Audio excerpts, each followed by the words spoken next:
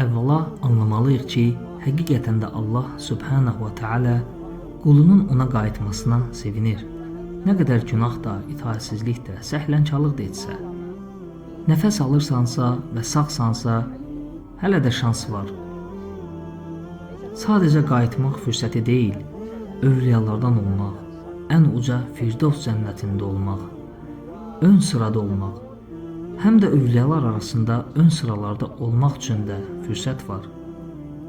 Səhv və günah etmənə baxmayaraq, Peyğəmbər sallallahu aleyhi və səlləm buyurdu, əgər siz heç günah işləməsəydiniz, Allah Teala sizi yox edər, yerinizə günah işləyən və bağışlanma diləyən kimsələr yaradardı.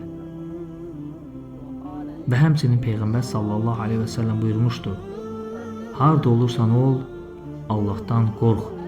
Bir pislik etsən, onun arxasınca bir yaxşı əməl et ki, o pisliyi silib süpürsün və insanlarla gözəl davran. Həmişə bir pis işin ardınca salih əməl et. Daima, deməli, şeytan insanın üzərinə gəlir və Allahın rəhmətindən ümidini kəsdirir. Və ona deyər, utanmırsan, çox günah işləmsən və çox itaətsizlik etmisən. Allaha qayıtmağa üzün yoxdur və Allaha qayıtmağa layiq deyilsən.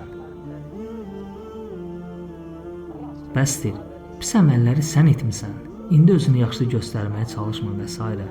Bu şeytanın hilələridir. Onun burnunu yerə sürt və tövbə et, Allah Subhanahu və Teala'ya dön. Bununla onu məyus elə.